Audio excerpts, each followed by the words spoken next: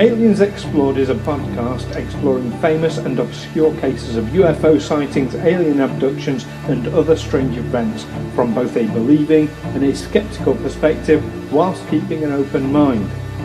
I'm Stu Jackson, a professional actor and amateur ufologist with a particular interest in the crop circle phenomenon. I'll be debating that otherworldly visitations are real. The truth is out there. And I'm Neil Kelly. I'm a professional actor as well and used to work for the military as an intelligence analyst. I'll be arguing from a more doubtful point of view. I mean, it's all a bit far-fetched, isn't it? Friday, 25th of June, was the deadline set whereby, under the terms of the $2.3 trillion COVID relief bill, a whole host of government, security and intelligence and military agencies were required to declassify and make publicly available all the information they have on UFOs. That day has come. Could this be the day when all is finally revealed? Join us for our first live stream session of Aliens Explored as we delve into the contents of the report. And we are live here on this first ever Aliens Explored live streaming special. I'm excited. Are you excited, Neil? I'm very excited. Very excited. Try something new. That's the. Indeed. Don't people say that's what you should do? Do something that scares you every day, they say. This is fantastic, and already we've got people active in the chat, so very, very big welcome to Ty. Great to see you here. Paranormal Ben. We're going to be mentioning Ben in just a moment, in fact. We're so glad to see you here. And Paul has been active in the chat as well. Paul, in fact, gets quite involved in some of my other streams that I do. So it's really great to see you here for this one as well, Paul. And everyone else watching either now or in the future.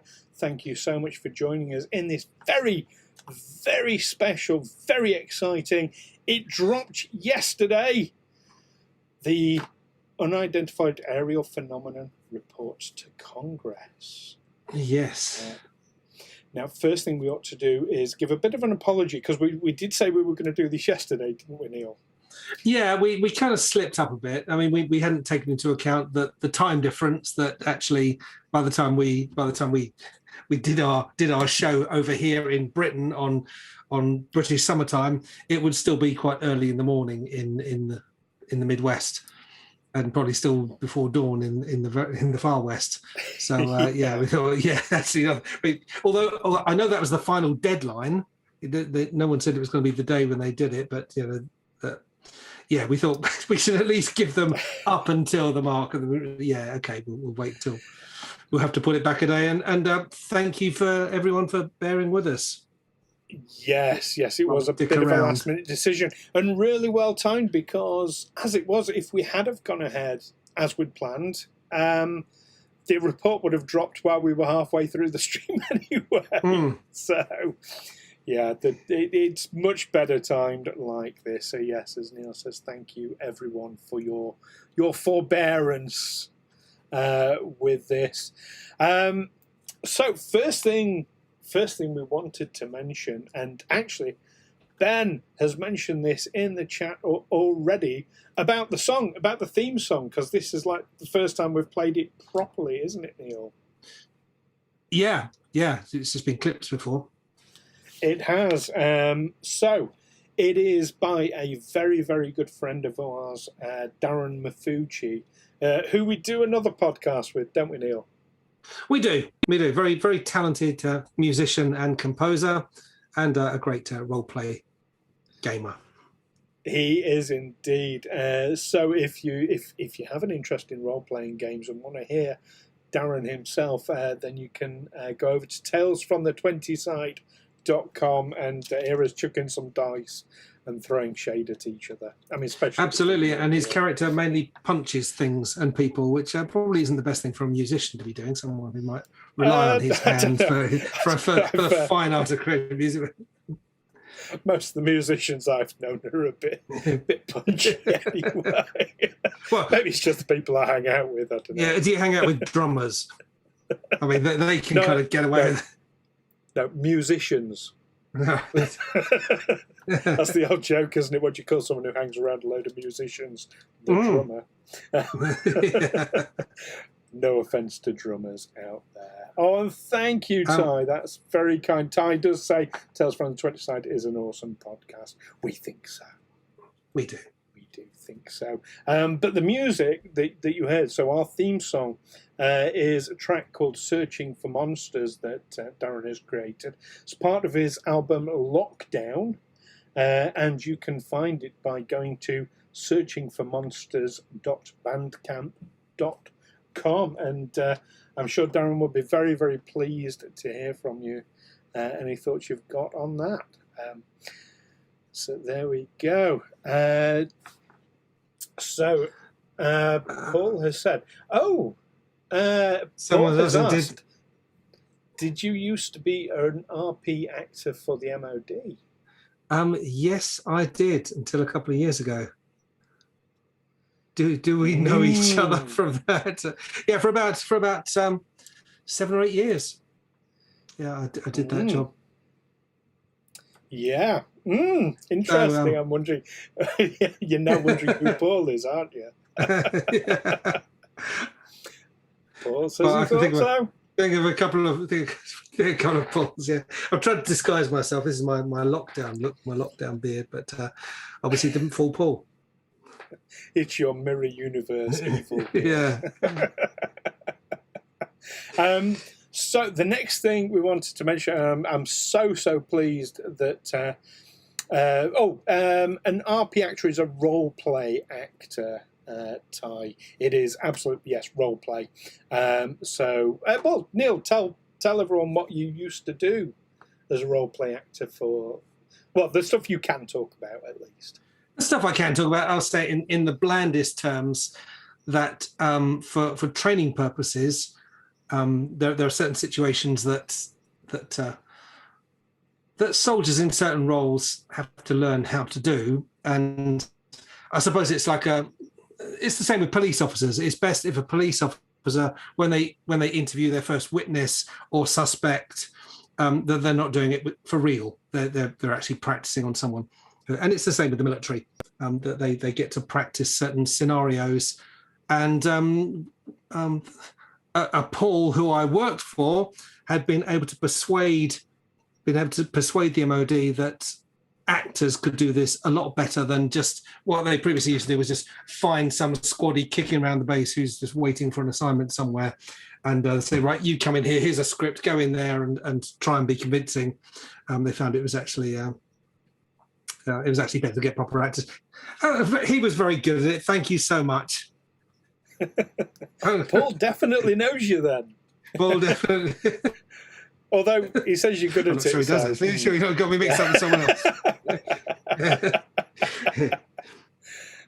Excellent. Oh, and Ty's brother did Northern Ireland training with actors simulating riots. I've actually done a little bit of that myself with the MOD, sort of more group exercises. I mean, they quite often use squaddies for that because they can get away with beating them up. You know, when they're practicing snatch squads and things, which you probably can't do so much with a delicate actor who's going to go and complain to equity if you rough him up too much. So this was more. It was more a kind of verbal interchange. We called it management training. Yeah. in inverted commas. Fantastic. So moving on to first thing. Sorry, I'm not even gonna segue. I'm just gonna change subjects, which is not very professional, but there we go. It's really good to see Ben here because I have a bit of a correction to make. So a few episodes ago, we mentioned Ben, and I mentioned about him being a professional paranormal investigator. Now I stand by my statement because when I was saying a professional, I meant professional in the techniques he uses, in his style, in his diligence, should we say. But Ben did message us and say that as a correction, he does have a day job. Doesn't do the paranormal investigation for financial. So not a professional on that level, but I still stand by professional. But I think as Ben actors we can qualify that. Yeah, as actors we can understand the concept of being professional and not getting paid for it. Well, we understand the concept of people trying to get away with not paying. Yeah. Yes. Payment in kind sometimes. Yeah.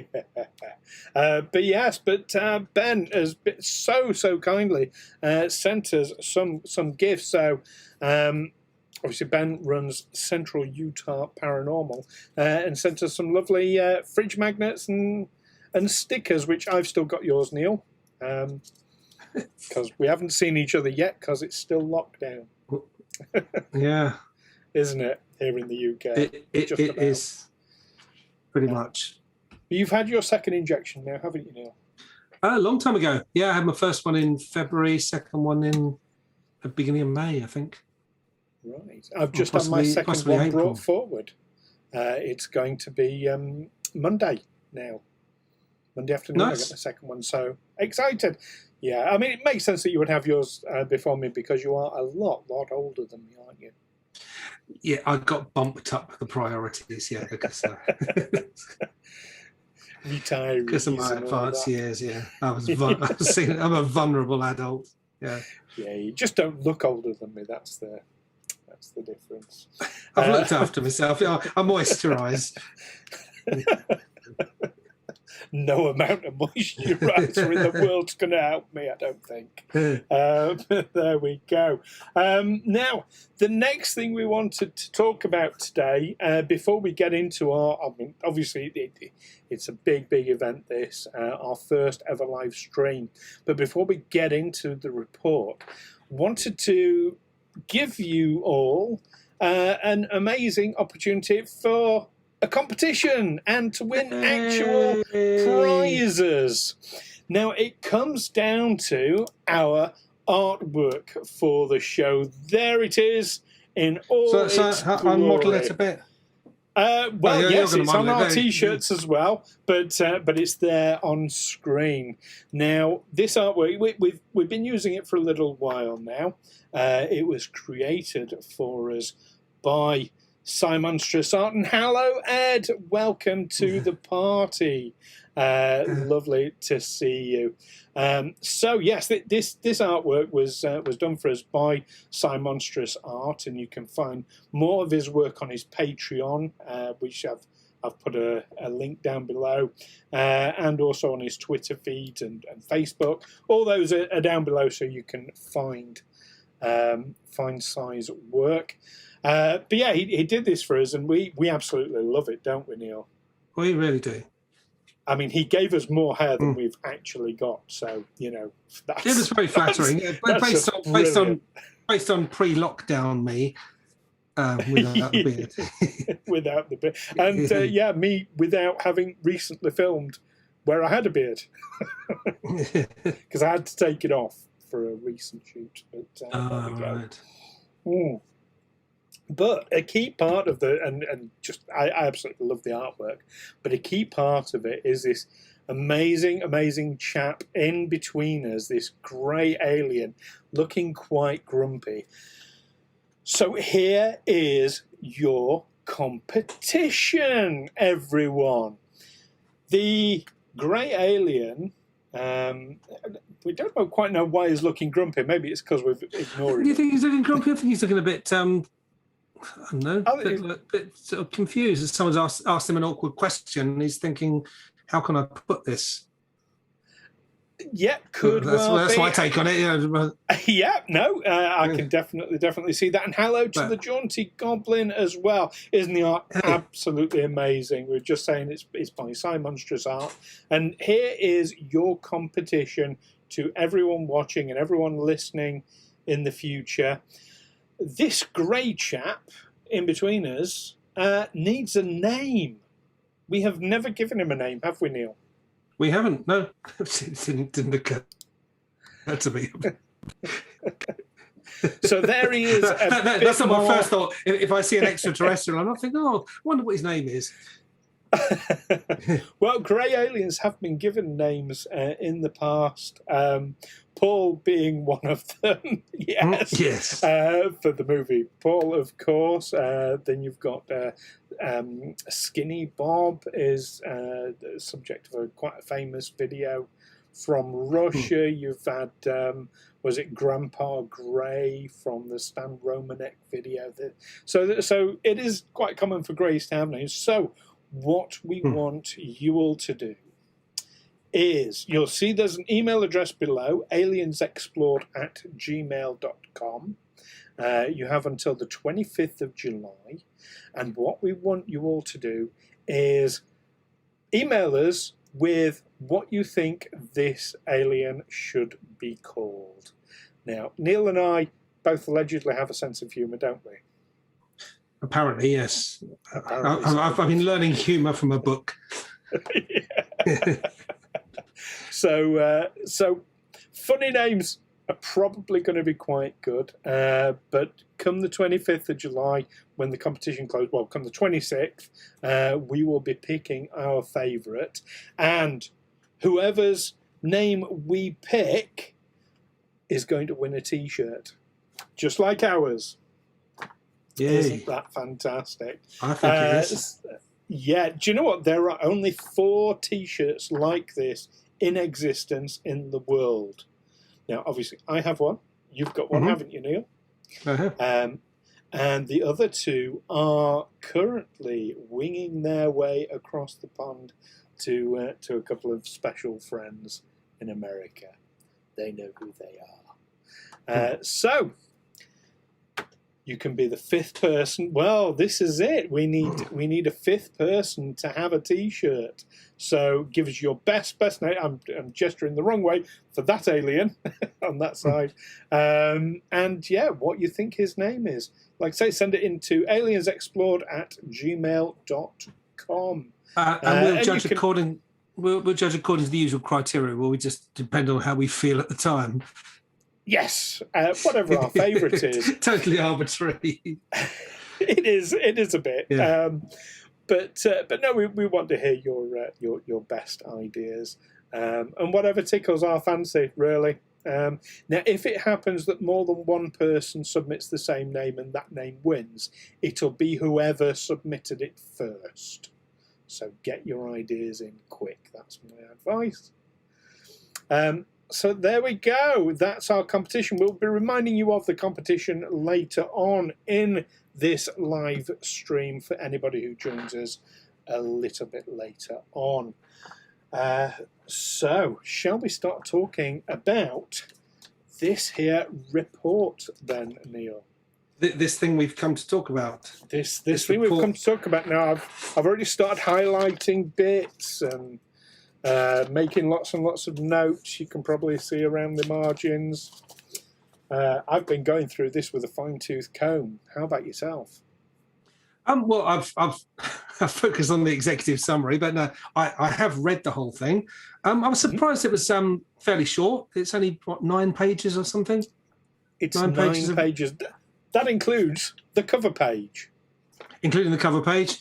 Apparently, isn't there? It's marked unclassified, but I gather that there is a classified annex that we will never be allowed to see. Yes, that's very true. They've basically produced 2 reports, one for the public and one with the actual real information in it. Which kind of makes the unclassified one a bit pointless, really, doesn't it? I'm not so sure.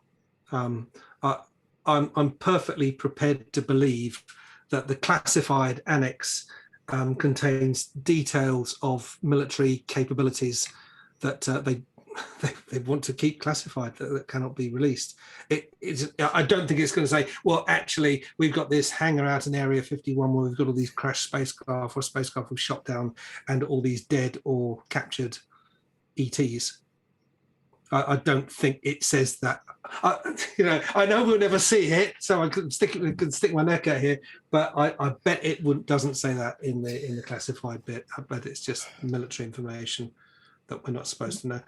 Much of what's in the preliminary assessment is what was anticipated. I think the main thing it says is that of all these things we've spotted in the sky, it wasn't us, Gov. It's not us testing some kind of new technology. This is all stuff that we just don't know. Well, yeah. Now, just to come back to one point you're making about us never seeing it, isn't there a statute of limitations or something, like a 50-year period where it has to be released after that? I think there is on in most America, things, yeah. all documents have to become declassified after a period of time. Might be 30 years. I'm not sure. Could be because that's how we know about Project Blue Book. I mean, if all it contains is military capabilities, then yes, in 30 years' time, that's going to be fairly moot, isn't it? No one's going to learn anything about the capabilities of the US Air Force or the US Navy by reading a 30-year-old document. What do you say that? I mean, you look at the stealth fighter projects. I mean, they were kept under wraps for a long time, weren't they? Well over 30 years. Yeah, I imagine there are still some parts of it that are still classified. And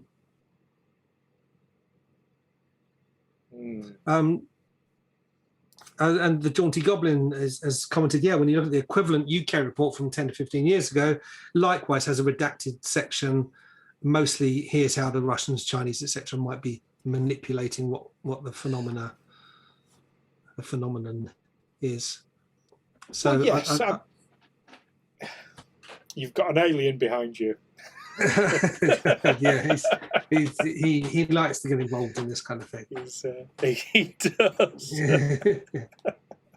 I think you ought to introduce him to the viewers. Hey, Scaramanga, you coming over to say hello? Here he is. Great name. There he is. There's Scaramanga. Scaramanga. I get to see Scaramanga quite a lot because he does get involved in. He does get involved. I think he likes to go out this window. He has a favourite window to sit on. However, there is a kid who lives next door but one who every day she will go out and she will start playing something, and then the next thing you hear is her crying, and this happens. This happens on a regular basis. So I shut the window when she was crying. Let me just open it for him on the okay, no worries. Yeah, just a little bit. No worries. And yeah, Ty, it is an awesome name for a cat. Neil and I both James Bond fans, aren't we? So we're both James Bond fans. We at the time we got him, we got him thinking this is going to be a working cat because we were overrun with mice. It was before we had our kitchen redone. You go in the kitchen, you turn on the light, and it'd be like a stampede. There'd be mice scattering everywhere. There were droppings everywhere. And thought, well, we'll get a cat. We tried all kinds of things. We put down traps. We used the sonic things that you plug into the mains. We thought, well, if we get a cat, we don't want to kill these mice. We just want the presence of a cat to deter them, to make them feel unwelcome and to not come into the kitchen. And we named him Scaramanga, hoping that it will be an ironic name, that we were naming him after a professional assassin in the Man with the Golden Gun. Actually, I haven't checked how many nipples he's got. However, it turned out it wasn't ironic, and he is actually a ruthlessly efficient killer of mice and birds. Or he was. He's 11 years old now, but in his younger years, he was quite deadly. Well, I think it's safe to say he probably not only has a third nipple, but a fourth, a fifth, and a sixth one as well. As cats tend to have. Male cats, like male humans, have redundant nipples, do we? Yeah, I believe so. Yeah. I guess. Anyway, yeah. I'll have a feel. We've digressed. We always do, don't we? It wouldn't be Aliens Explode if we didn't digress a bit. Yeah, yes, he's doing well for 11. Yeah. He absolutely is. He's a lovely, lovely cat. So we were talking about this report as a generalisation then. And yes, you're right. It doesn't give us any information that we kind of didn't expect. I think you said quite rightly, it's like, well, it's not us, which is what we would have expected. But more than that, it is quite telling in that, it says, okay, some of these things can be ruled out by sensor glitches. Some of these things can be ruled out as, misidentified or, natural phenomena or misidentified normal aircraft. But it does also say in this report that there is another miscellaneous group. And that's quite tough, because if it's not a natural phenomenon, if it's not a man-made craft from the USA or from a foreign country, well, that only leaves kind of one option to my mind. Well, if it's neither of those two things.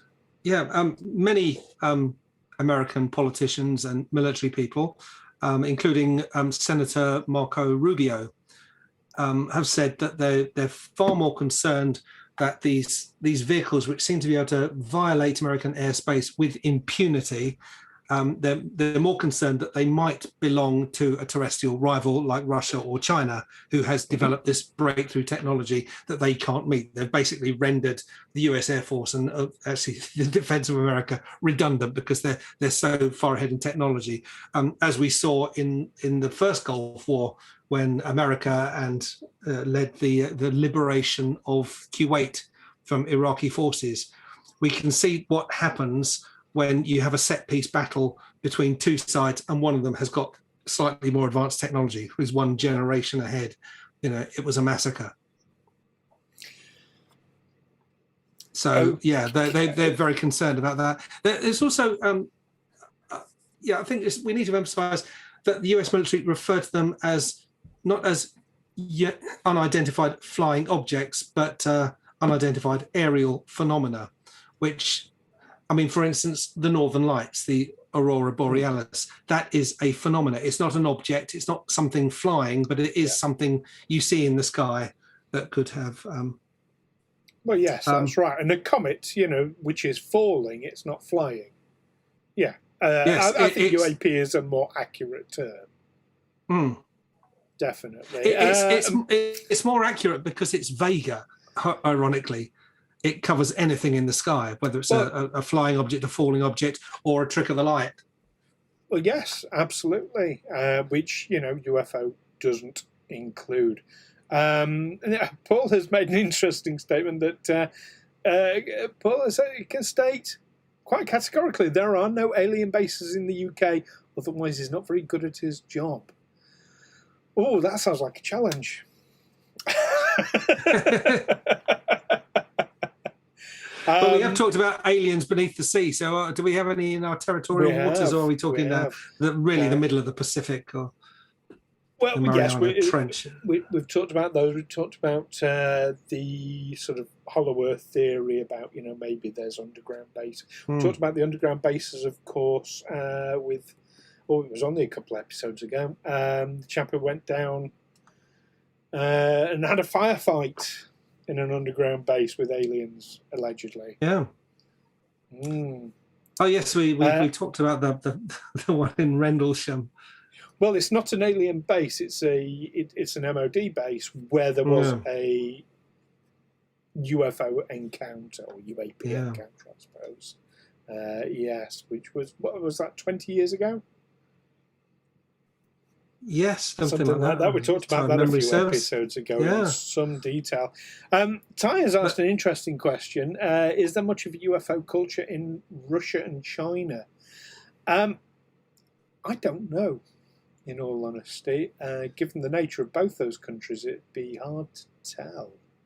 Well, a hobby that is popular in Britain that is really not understood in other countries is plane spotting. That people have been arrested in countries like Greece because they've been noting aircraft serial numbers and things. And the Greek authorities, when they arrest these people, find it very hard to believe that you're just doing this as a hobby. This is information that would be useful to an intelligence agency. I imagine it would go down even worse for you in somewhere like Russia or China or Iran or Saudi Arabia if you were taking too much of an interest in what happened to be flying in the sky. But I suppose Yes. being out at night looking for lights in the sky, that's not quite. It's not the same as nestling down by an airfield with a pair of binoculars and a notepad, is it? Yes, this is true, and you're absolutely right, Paul. Experimental planes do exist. In fact, we had an amazing interview with one of our listeners, Barry, who we referred to him as, who gave us some real educational notes on experimental planes. Worth going back and listening to that particular episode. We did also talk about something called the Robertson panel, which is a panel, this is information released after 50 years, that was set up that they would, in order to cover up the testing of experimental aircraft, they would release stories about UFOs. The American government released stories about UFOs, and then when people started talking about how they'd seen something strange in the sky, they would be given psychiatric care. So you're or just dismissed as a tinfoil hat wearing conspiracies. Did you read about the conspiracy theory about tinfoil hats? A conspiracy theory about tinfoil hats in particular. I think there was always a story that people wear these tinfoil hats to stop the government using mind control on them with various radio frequencies. Yeah, you don't want to let them in, so you wear your tinfoil hat. And so someone at, I think it was Stanford University, did an experiment to see if a tinfoil hat would actually work. And what they found was that certain frequencies are blocked by a tinfoil hat, but other frequencies, and coincidentally, they're frequencies used by the military and intelligence services, are amplified if you wear a tinfoil hat. So I think tinfoil hats have gone out of fashion a bit. Yeah, well, I mean, it's conductive material, isn't it? So yeah, that's right. It will reflect certain frequencies but amplify others. So yeah. Anyway, we're getting a bit off the topic. We are as we are wont to do, as is our bent. My big question was about this report was why? You know, the US government wants to give the economy a boost. They're going to. It's the biggest state intervention in the economy since Roosevelt's New Deal in the 1930s, which started to bring America out of the Great Depression. Why was there this requirement in there to release information about UFOs? What have UFOs or UAPs got to do with economic recovery? And I have two possible theories. One of them is that someone just thought, this is my chance. This COVID recovery bill is 5,500 pages. I can slip something in, and I bet they won't read it, and they'll sign it off, and then I'll show them what they've done, and they'll have to release this information. I thought that was a possible one. You know, Donald Trump, notoriously short attention span, relies on other people. Well, 5,500 pages. You know, if I went on holiday for 2 weeks and spent all my time, all day, every day, reading books by the pool, I wouldn't read 5,500 pages. So this thing was rushed through my. But what I think is more likely, I'm thinking that this bill was put through at the fag end of Donald Trump's presidency. And for our American listeners, fag end in England means cigarette butt. It means the dying days of his presidency. It was it 27th of December 2020? The election had already been lost or stolen, if you prefer. He put this bill through, $2.3 trillion. And of course, all credit to his administration for doing that. But actually, most of the credit is going to go to the incoming Biden administration, who are going to implement it. And suddenly lots of people who previously might have voted for Donald Trump are going to get a big handout or a big help, big assistance, all sorts of assistance from a party, from a government of the Democratic Party, which might change the way they vote. So I do wonder if someone from the Trump administration just thought, let's put this thing in as a stumbling block. You know, let's put this clause in that requires our most secretive of secret agencies to release their most secret information by a certain deadline, and it will cause all sorts of ructions, which will either stop the bill in its tracks or delay it until such time as Donald Trump can regain the presidency. That's my theory, anyway. That's an interesting. So to address your first theory first. Hello, Captain Quinn. Absolutely aliens. It's always hey, aliens. Captain Quinn. Yeah. So to address your first theory, I'm going to call shenanigans on that one because it wouldn't be one person reading this document. You know, you're going to have a team of 30, 50, 100 people, however many is needed. It's so a 5,500 page document. It can easily be achieved, and you throw people at it. So sneaking something in, I don't think is going to happen. And the fact that it was picked up so quickly by the media as well, instantly they're like, "Oh, look what's in this 5,500," shows that these things get picked up really easily. So I'm going to sort of. So if that was what they were attempting, it failed spectacularly and immediately. Yeah, I'm going to piss all over that theory straight away. Now, your second one is quite interesting, but I think there's. I agree up to a point. I think it was deliberate, but do you remember our discussion about Hayam Eshed? Yeah. And he said, this was an episode we talked about him in particular. He was the Israeli Minister for Minister for Defense. He was an Israeli general who became head of the Israeli rocket program. Yes. Now he has come forward and said that all this is absolutely true. That the governments of the world are in contact with these aliens and the Galactic Federation. He said the Galactic Federation, and he said in particular that Donald Trump wanted to announce this publicly to the world, but he was stopped. So this would seem like an opportunity to kind of go, you wanted to stop me, well, I'm going to do it anyway, and you can't stop me from making it public because that would mean stopping this aid for the COVID. So I can definitely see that as a theory. It was alleged, yes, Captain Quinn, stopped by the Galactic Federation. This is what Hayam Eshed has claimed. And it's worth going back and listening to our Hayam Eshed. It's worth going back and listening to all our episodes, of course. But the Hayam Eshed one in particular is quite a fascinating, because he's a really credible person who has come out with some, even I would say, outlandish claims. But yes, it really interesting. And thank you for your comments about my glass there, Ty. I do like a handled beer glass. I mean, it's only squash that's in here, but yeah, because it's hot. Stu feels he has to point out, he's not necking beer while working.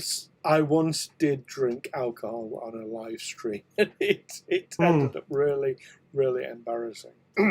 I felt I needed to apologise to a lot of people after that, so I don't do that anymore. So I reckon before we get into the nitty-gritty detail of this report, shall we give everyone a quick reminder about our competition for all those people who have some people have joined us since.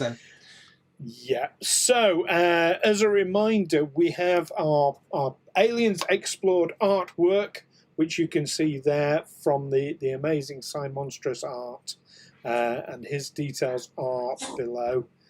If you want to see more of his work, if you want to commission him for any work as well, I'm sure he'd be very, very pleased to see you, Simon Brumat. Lovely, lovely chap. But we were saying earlier that the grey alien in between us, this chap here, you can see him a lot better there, he does not have a name. We've never given him one. So we are running a competition until the 25th of July this year to give him a name. All you have to do is email us at aliensexplored@gmail.com. Give us your ideas for a name for this. Yeah, he is a grey alien, but give us a name, and we will pick whichever one we think is the best. You know, it might be the funniest or the most touching or whatever. Just blow us away with your ideas, and the winner will receive a T-shirt like ours. Very, very Just exclusive. model it here. You cannot buy these T-shirts. That's it. Yeah. With our ugly mugs on it. They are called grey aliens, that is the classification, but we want this particular chap to have his own individual name. So there we go. So yeah, email us in with that one by the 25th of July. We did mention earlier that if we get two people come up with the same name and we like that name and that name wins, it will be whoever has emailed us first with that name that wins the T-shirt. So do get your ideas in as quick as possible. And also, you can enter as many times as you like, so come up with as many different names as you want. We'll be happy to see them all. So there we go. That's the competition.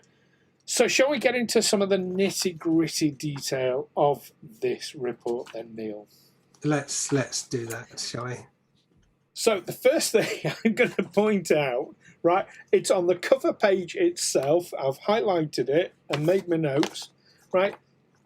It says it is a preliminary assessment. So it's not the actual report then.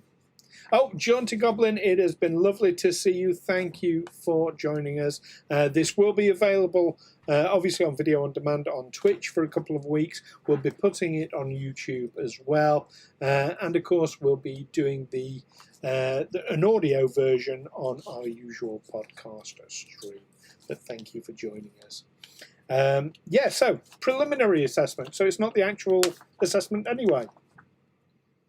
That would explain why it's only 9 pages, including the cover sheet. It does kind of hint that there's more to come, doesn't it? That Yeah. This is just what we're going to, this is what we've had time to put together in 180 days. Yeah. Yeah. I mean, if that's all they can do in 180 days, they want sacking, because I can write a more lengthy report than that. Yeah, but so there where we do go.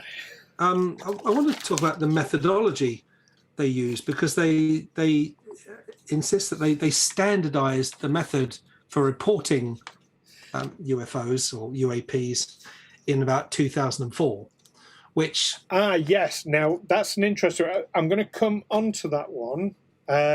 Let's go through page by page. Okay. So is there anything on page 2 that has jumped out at you?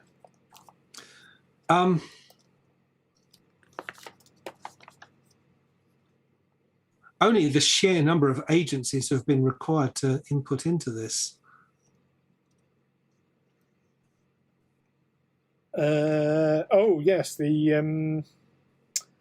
no, it says who it's.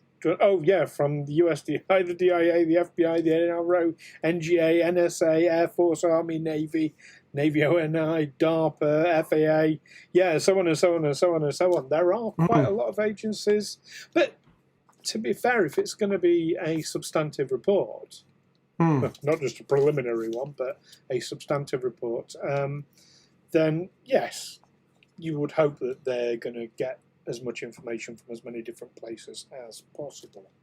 And I assume, and this is from watching Hollywood movies, that these government agencies, and especially intelligence and security agencies, don't like cooperating with each other. So they might have standardized the method for reporting these phenomena, but they won't be sharing it with each other. They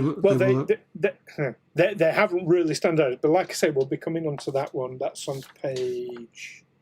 because it doesn't say that all these agencies input into one standardized system for reporting. Well, UAPs. they say they don't. I'm gonna challenge that, but like I say, that's page 3. On page 2 though, There's two things, well, three things actually that strike me. First of all, they're saying that this is a report, an intelligence assessment of the threat posed by unidentified aerial phenomenon. So it's only a report on the threat, not a report on unidentified aerial phenomenon. But most of those agencies, the Army, the Navy, the Air Force, that's what they're concerned with. How much of a threat does this pose to our shores and to our operating capabilities? But let me put forward a hypothetical situation to you. Let's say that the American government is in fact in constant contact with an alien civilization who are visiting, that it is a friendly allied agreement, a sharing of information, a sharing of technology and all the rest of it, but it is secretive. They would not be considered a threat, ergo they would be left out of this report. I suppose that would include that would depend on the nature of the cooperation, wouldn't it? If it's entirely, if we're in contact with beings from another world, but it's entirely on their terms because they can just switch us off anytime they want, then yeah, there is a threat there. But they'll also be reading this document and saying, "Wait a minute, you think we're a threat, do you?" The point I'm making is that my understanding, when the COVID bill was generated, they didn't ask for a report on the threat posed by UAPs. They asked for a comprehensive report on UAPs. Yes, but I think military agencies, anyone who's dealt with the MOD or Department of Defence, will know that they're just where they will always come from that point of view of what's the threat. They have moved the goalposts, though. They've interpreted what they've been asked for, which means it's a bullshit document. They've just interpreted it how they wanted to. That's their go-to perspective. That's how they will always view everything. You ask them about the weather, they're going to say, well, they'll talk about how they're not going to talk about whether it's a nice day. If you ask the Air Force, they're going to talk about what effect it will have on their operational capabilities, on the range of their bombers, and There's a danger in making that kind of narrow. Oh, it must be a threat. Okay. Well, there we go.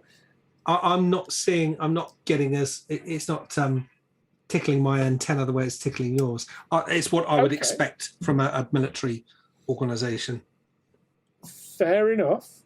But moving on then, it's also to submit an intelligence assessment of the progress of the Aerial Phenomena Task Force, Unidentified Aerial Phenomena Task Force.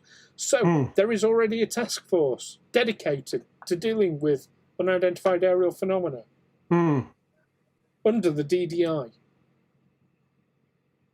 DOD, sorry. Under the Department of Defense. Wasn't there an agency set up that was then disbanded and then resurrected? There's been a number over the years, Project Blue Book being one of the most famous ones. But because they've standardised what they call the data set, the reporting incidents occurring is only from November 2004 to 2021. So nothing before that, because that's the thing. They haven't standardised it. It's not. I mean, this report even says they haven't actually done it. They talk about it, but yeah, Majestic 12, as Ty says, that's another one. Majestic 12 haven't been around for a long, long time though. And no, I get that Captain Quimmer's comment about, ask the Air Force about weather, and they'll tell you about, how it affects air traffic and procedures. And I get that, but my point is that the COVID bill clause just asked for a report about UAPs, didn't ask for specifically about threat analysis. Threat analysis would form part of that, I agree, but there is a much, much wider scope there. That's my thinking. And yeah, I want to know who the UAP task force are. How long have they been operating? They would standardise the data collection method or the data set they're collecting for the same reason that the health service will standardize its collection, the police, that everyone. But it's so that you've got standard data that you can search. But what it does on the one hand, no, let me just finish what I'm saying. On the one, if you standardize your data, for one thing, it's every incident has been reported in the same way. It has the benefit of it makes sure that everything that you think might be relevant to such an event is recorded. You're not just relying on the pilots or whoever spotted it. You're not just relying on their memory that there's something that they didn't think was relevant, so they didn't mention it. But on the other hand, by standardizing it, you might be cutting out there might be extra stuff they wanted to include, but there's nowhere in the form for it to go. Okay, that's what I'm. Yes, well, I know standardized reporting. You're really focused on this standardized reporting thing. So let's jump over to page 2, and we'll come back to page 2 because there's more on that I want to talk about. Okay. But yes, they do talk. So it says in the report that there's a limited amount of high quality reporting, that it isn't standardized, that as you rightly said, they talk about. It was the Navy, wasn't it, that started standardizing in 2004. That the Air Force have sort of picked that up a little bit as well. So therefore, right, this report is only focusing on reports from 2004 to 2021. Well, how bloody convenient is that? Because what that ignores is literally hundreds of years of reports. A question comes up here from, I hope I'm pronouncing it right, from Fomiga. Do they look at it from a global perspective, or from Thai? Do they look at it from a global perspective or just as a national one? We can answer that. It is a national one because of the departments involved. They are with national security. But for instance, if a US Navy ship spotted something when they were in the South China Sea, that would. Oh yes, it would still be. They would still be reporting it. Yeah. Because it is the US Navy that's reporting it. So it's national. Yeah, it could be international. It could be an international report made nationally. And the CIA is international. In fact, they're not supposed to operate within the borders of the United States. So, if they're reporting on it, of course they're going to be reporting on. But I guess, national in the broadest sense that it's American agencies. It's not going to be anything that's reported by. I've just checked. The CIA are not amongst the agencies that have contributed to this report. Ah, right. That looks like does not include the CIA. But let's look at this standardized reporting then. So the first question I'm going to ask, they're saying there is no standardized reporting. All right. So what the hell have Project Blue Book been doing in all this time? What the hell were Majestic 12 doing in all this time? What's this UAP task force? What have they been doing if they've not generated any standardized reporting? They talk about the limited amount of reports. Limited? You had Lieutenant Ryan Graves talking on TV on 60 Minutes not weeks ago, talking about a UAP every single day over a period of years. And they're talking about a limited amount of reports. In fact, they mention only 100 odd, just over 100 reports. What's happened to all the rest of them then? They talk about no high quality reporting. What, do pilots not count as high quality reporters then? Do police not count as high quality reporters? What would count as high quality? Sorry, I'm getting quite passionate about it. Yeah. But they say the limited amount of high quality reporting on UAPs hampers our ability to draw firm conclusions. What do they want? You've got pilots reporting daily. You've got police reporting on a very regular basis. So what are they they're they're talking bullshit in this report. Absolute bullshit. Well, maybe someone will leak something. So yes, they're claiming they haven't recorded the data, so they don't have to report it. and that has been shown to have happened under freedom of information requests as well. That you ask for a certain amount of information or a certain on a certain subject, and the response is, "Oh, sorry, we don't have any data on that. We don't collect data," and actually, that's not true. Yes, and Ty makes an excellent comment there. The pilot who chased the Tic Tac UFO that we watched and talked about in one of our episodes. Yeah, and Captain Quinn talks about the astronauts who have reported UAPs. What would count as high quality to these people, really?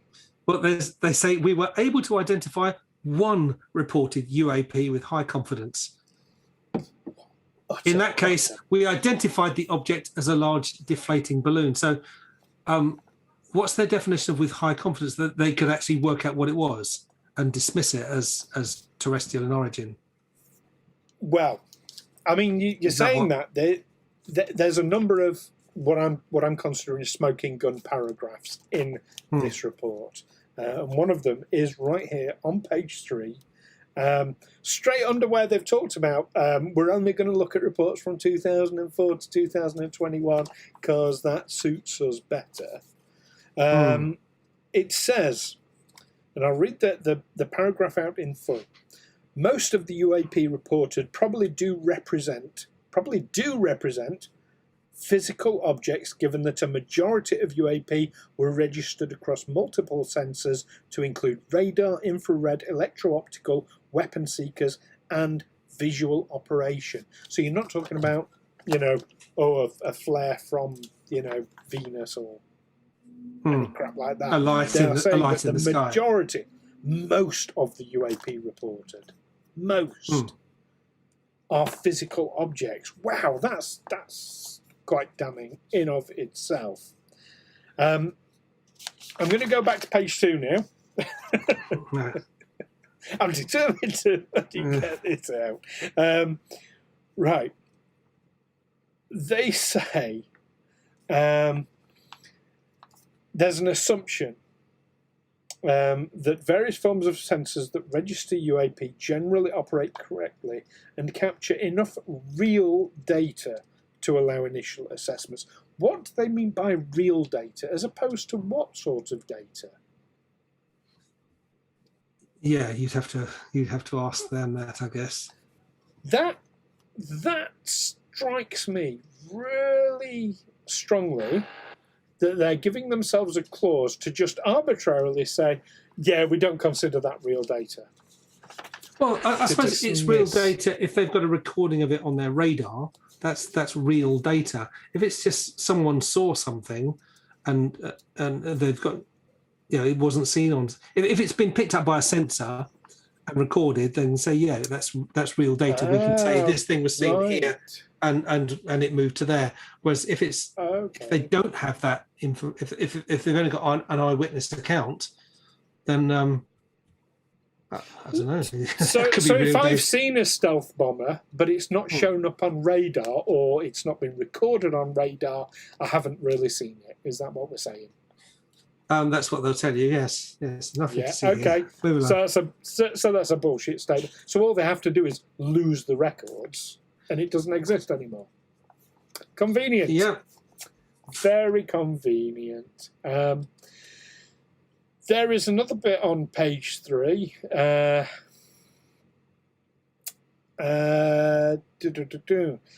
they said that this unique tailored reporting process was required to provide sufficient data. As you say, this standardized process. I'm going to come back on that. And I agree with you, Ben, it is such bullshit. But so this standardized tailored reporting process. The trouble is, we are talking about phenomena or objects that are not standardized of themselves. They meet and appear in so many different. There's so many different kinds of UFOs or UAPs out there, from orbs and plasma balls through to physical craft. How can you have a standardized reporting procedure for something that is not standardized? Well, it's yeah. I mean, I don't know what this. I mean, but a standardized report is going to have date, time, duration, location. You're saying you're not getting of, that already from all these pilots and police officers? Yeah, but that's what I mean. That but that's what I mean is that at a mundane level, a mundane administrative level, they're making sure they're ticking all the boxes about what was seen and where and what it looked like and how big and how fast. And I assume. Is it that, on this report they've put the time before the date and they should really be putting the date first? It probably, So therefore, let's dismiss this report that, would give evidence. As you say, there are so many different kinds of aerial phenomena that by standardizing it, they could limit someone's ability to actually report what they saw, because there isn't a box there for this thing, this extra information they want to add. Or if there is, it'll just be any other comments and it won't be searchable. Yes, there's that. We're getting some really interesting comments in the chat, by the way. Paul makes good, that a witness statement would be hearsay. I get that. And Captain Quinn has said that's one eyewitness, but how many people would have to make it real data? And when you do have eyewitness accounts from literally hundreds of people in some cases, I'm thinking, the Phoenix Lights as an example. There's the interstate one that we did recently. Literally hundreds of people, including lots of police officers. But all you're getting is a visual sighting.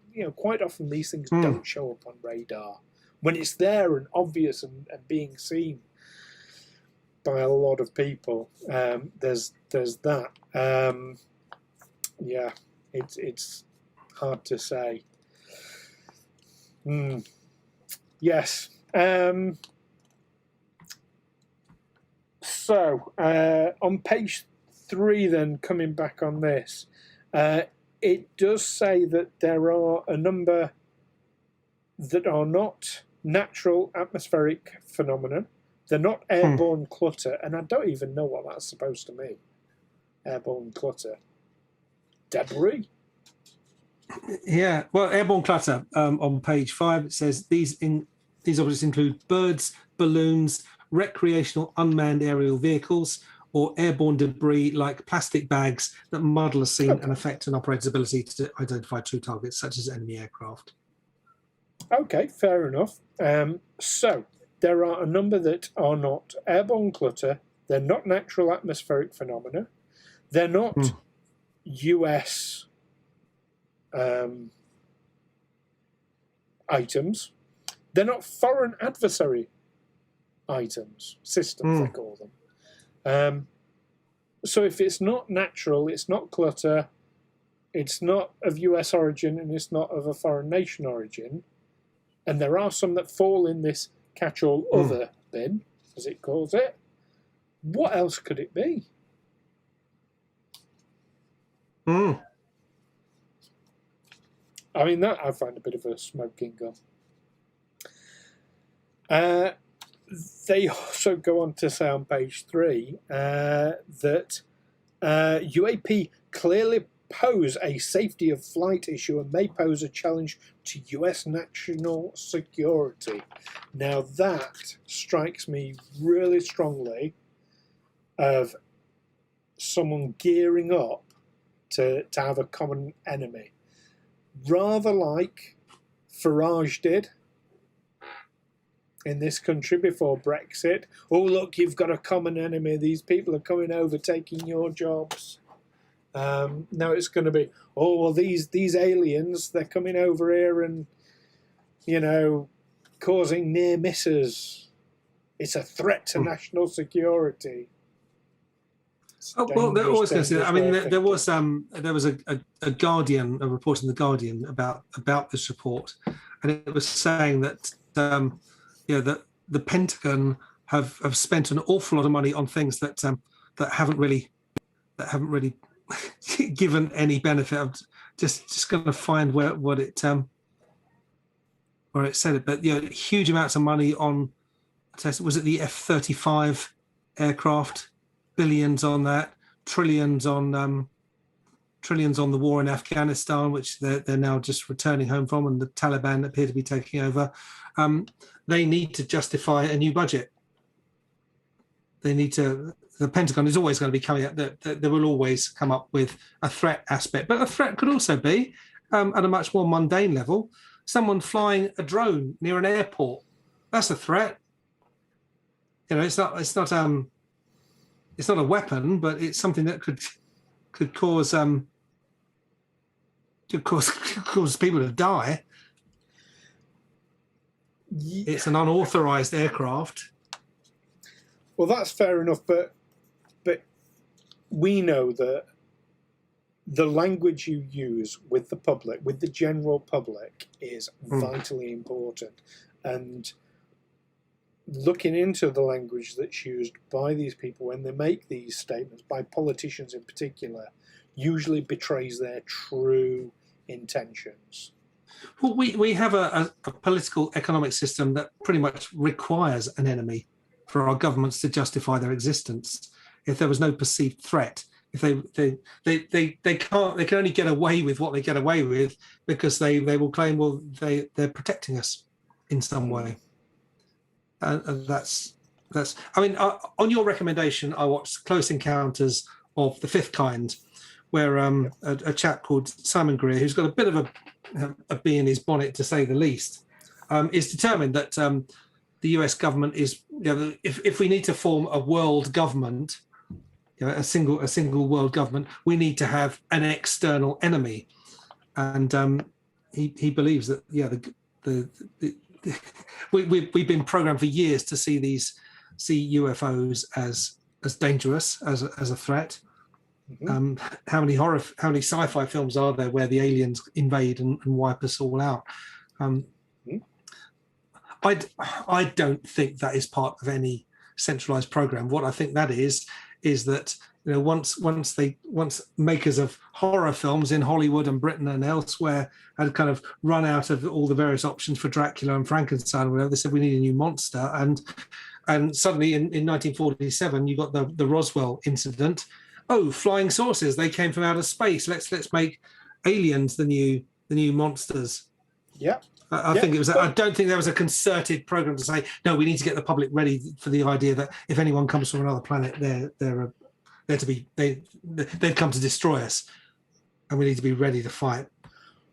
Well, you only need to look at the fact that at the height of the Cold War between America and Russia, you've got Gorbachev and Reagan, and they agreed. I mean, it's in a signed agreement that if the planet is threatened by aliens, they will set aside their differences and work together. That's in an actual signed document between the two of them. So yeah, this boogeyman, this must have an enemy to fight against. It's definitely a political strategy. Now, I'm conscious we're running way over time at the moment.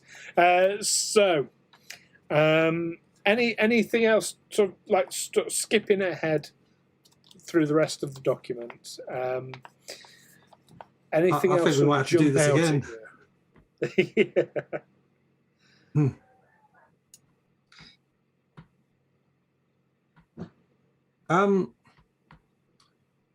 Probably, but.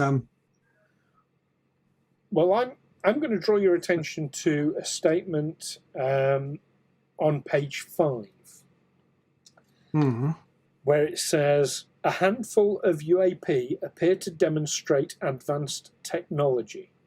In 18 incidents described in 21 reports, observers reported unusual UAP movement patterns or flight characteristics.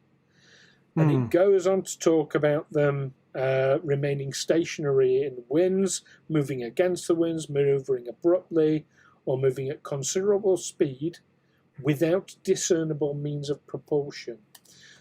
So I find it impossible to believe that, given the level of spying that goes on across different countries, given the surveillance that happens, especially now we've got satellite surveillance going on all over the place, that a single country can be so far technologically advanced as to be hundreds of years beyond anything that the US have got, anything that China claims to have. I mean, what is it, Wakanda? I mean, is that what we're talking about here? Because I just find that really, I just find it impossible to accept. Sorry, I've just got to close my door. It's suddenly getting noisy here. Okay. Sorry, I'm still recording.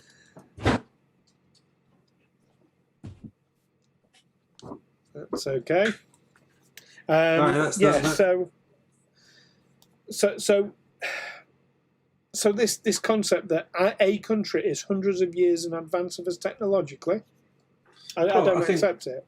I don't think many people would argue against the idea that the United States is probably the most technologically advanced country in the world. They wouldn't expect the Russians or the Chinese. I mean, they've come up with some tricks before, but they're not expected to produce technology that is the next generation that makes American defenses redundant.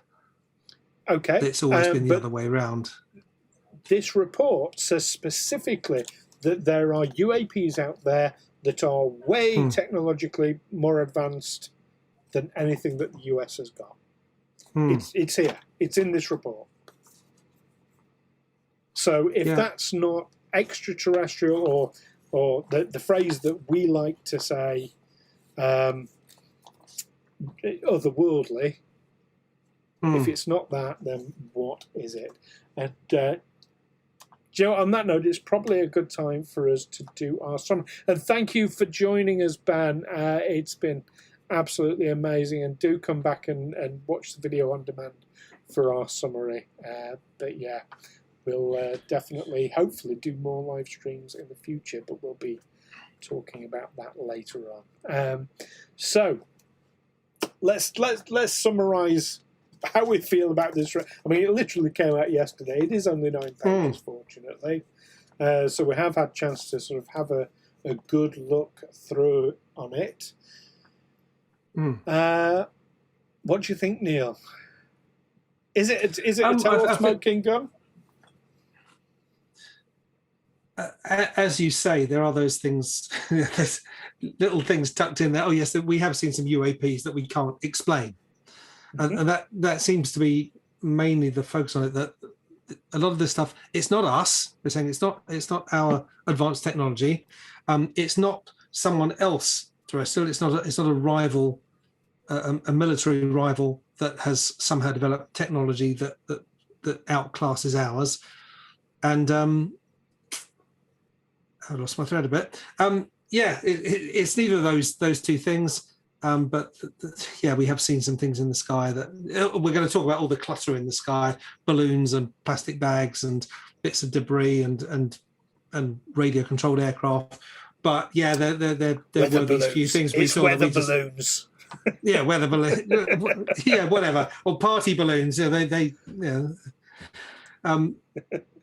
But they just make some mention. Oh yeah, there are these craft that we can't explain. And that's, it's kind of tucked in there, isn't it?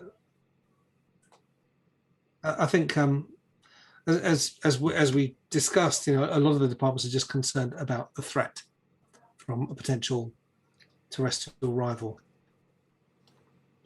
Yeah, I'm inclined to agree with you. But I think it's done in quite an insidious way. So I know that, so our regular listeners will know that a theory that I keep coming back to time and time again is that we as a society, as a culture, are being prepared for contact with extraterrestrial beings. And I'm gonna say that for me, this report is a further step along that path, because let's face it, 20 years ago, the whole UFO thing, and I know because I've been there, I've had the piss taken out of me a lot over the years. It was treated as a joke, and you had, governments and armed forces and all the rest, treat the whole thing as if it was one big joke. Now, here we are, years later, where it's being taken seriously by scientists, by governments. They're not admitting, oh yes, aliens are here, but you've had this ramped increase in acceptance that there is definitely something going on. And it's just heading so much in that direction that, one day they're going to say, and here's the aliens. We're so on a trajectory, and a rapid one, a very rapid one towards No, I'm that. not so sure. Oh, Ty says, yes, deployed plenty of weather balloons, and I can tell you they look nothing like UFOs. That a pilot seeing a weather balloon would know, so, oh yeah, that's a weather balloon. It might not be where it's supposed to be, but it's a weather. I know what a weather balloon looks like. But when you go and look at Roswell, and of course the Air Force themselves reported a crashed UFO, and the next day, oh no, it was a weather balloon. Well, I'm going to go. So it must be easy to lefty. misinterpret. Yeah, I'm going to go all lefty, and I don't think it's the powers that be who are preparing us for an encounter with extraterrestrials. They say that we can't tell people about the existence of UFOs and ETs visiting our planet from other worlds because there would be mass panic. I think the only people who would panic, well, would you panic? Would you panic if you're suddenly told we've been visited from other worlds? The people who would panic I'd shit myself. Are the small numbers of people who are running the planet right now who are suddenly going to be told, you're redundant, we're taking over. The gravy train has reached the buffers. I think they're the ones who... I have to say, and this might surprise some of our regular listeners, I find the whole idea of UFOs and extraterrestrials absolutely terrifying. Yeah, but as Ty says, I wouldn't panic. What would you do? You're sat here and someone says, we've been visited by extraterrestrials. What are you going to? Are you going to run into the streets screaming and keep screaming for? Just keep doing that. Or what? You might think, oh shit, yeah, I'm terrified, and then you think, well, actually, what does this mean? People panic. Panic is a short-term reaction to something immediate. If you're just people don't panic. Well, this plays into actually my theory, because if 50 years ago you'd suddenly announced, oh yes, aliens are real and they're coming and abducting people and there's not a thing you can do about it, yes, you would have had mass panic. If it was to happen today, I think you'd still have some panic, but nowhere near as much as you would have done 50 years ago. Nowhere near as much. I don't get this whole thing. Being prepared.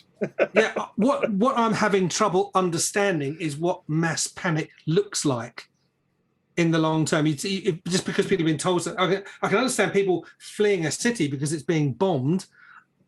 Yeah, that would be a panic. But if you just told something, okay, what can tell you does what that mass panic would look like in this instance: storming of government buildings. Riots, looting, you'd have mass suicides, all things like that. I think they would still happen today, but not perhaps to the same extent as they would have done some years ago. But that's a whole other topic. Do you know what? Yeah. I'd like us to do an episode on a kind of a what if, a hypothetical scenario if aliens were to land tomorrow, how would we react as a society? I think that'd be a good episode for us to do down the road. Captain Quinn, I'm right with Captain Quinn. Grab his towel, because he's a hoopy food who knows where his towel is. One for the Hitchhikers fans there, of which I am one. Yeah, Ty says, mass panic equals no toilet roll. It's very, very true. Yeah, that's it. Yeah, but you panic buy. Yeah. And Paul makes a very valid point that humans have a condition where we see what we want to see. That is absolutely true, and we interpret it that way. Do you know what? If aliens were to land tomorrow on the White House lawn, somebody somewhere would claim it was fake. Oh, yeah. I think that's my job on this podcast, isn't it? But there we are. So, as we always say on this show, do let us know what you think. Obviously, we've got people letting us know in the chat what they think, and that's absolutely great, and loving reading all that. But of course, people of the future listening to this or watching this down the road, you can get on our Twitter or Facebook page by searching Aliens Explored. And let us know there. Shall we remind everyone about our competition again before we give our very, very exciting news, Neil? Yes, let's do that. So our competition, if you missed it earlier, is all to do with the amazing artwork from Simon Brumat that he did for our podcast, and specifically about the grey alien standing sort of between and behind us. There, we get a better look at him just over there. He needs a name. We have never given him a name to this date. So if you email us at aliensexplored@gmail.com by the 25th of July this year, 2021, just in case you're listening to this down the road, and give us your best name for, I keep calling him. That's them. Because we don't know. Them. We don't know It's rude if to say genders it. apply to grey aliens. Them. We don't. I think that them is a them and they. So yeah, let's have your best name for them. Let us know what you think, and the best answer that we gets to win a T-shirt like Neil and I are posing in today. So No, that won't stand up there too far. we are. Fantastic, with our ugly mugs and the grey alien on that you will have named. So there we go. Shall we give out our very, very exciting news, Neil? Let's do that. Yeah. So, are you going to? Yeah. No. Well, do you want to tell everyone, or is this about our next episode? No. So we've been keeping this secret for so long now. Neil's still trying to keep it secret. Yes. We've been. You can trust me with your secrets, because I'll just forget. Well, we've been talking for a little while about doing something a bit bigger than just this podcast, and we've actually started talks with a filmmaker, and we are going to be doing a documentary off the back of this podcast, aren't we, Neil? We are, yeah. Let's see how much money we can get. Dozed off there. It's less exciting to us because we already know. Yeah. But yeah, we're going to be doing a podcast specifically on my favourite topic, crop circles. So I'm going to be proving to Neil that they are not man-made. Well, obviously some are man-made, but there are plenty of non-man-made ones out there, aren't I, Neil? Are you going to prove it? Or, I mean, is my role in does my script just say, "Oh, Neil mutters a load of bollocks," and Neil refuses to leave the pub because it's raining? Well, we'll have to see how you react to what evidence I can put forward to you as we go through. Plank and bits of rope. Well, I mean, that is how the man-made ones are done, absolutely. However, there are many that are not man-made. There are attributes to what I term genuine ones that cannot be recreated by people. But you'll have to either listen to one of our previous podcasts about crop circles for that, or because we've done 2 now, haven't we, Neil? Yes, we have. Yeah, we did an early one and then an update, or of course, watch the documentary when it's out. I mean, it won't be out for some time. We're just in early discussions.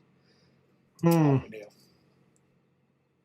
Aren't we? Yeah, we're looking next year, earliest. We are. These things take time. They do, but we will be keeping you updated as we go through the podcast. So there we go. Well, this has been an absolute pleasure. I've really enjoyed it. Me too. Absolutely. It's our first outing, really, isn't it? And it's been great fun. It is. It's and wonderful responses. I really enjoyed interacting with our crowd. Absolutely. Do we call them our posse, or is that a Radio 1 thing? That's definitely our explorers. There you go. Our explorers. That's a good name for our listeners, I think. Our explorers. Yeah. Our explorers. Our fellow really explorers. Fantastic. But no, Ty, it's not a new podcast. It's just it's kind of a one-off documentary that we're planning on doing.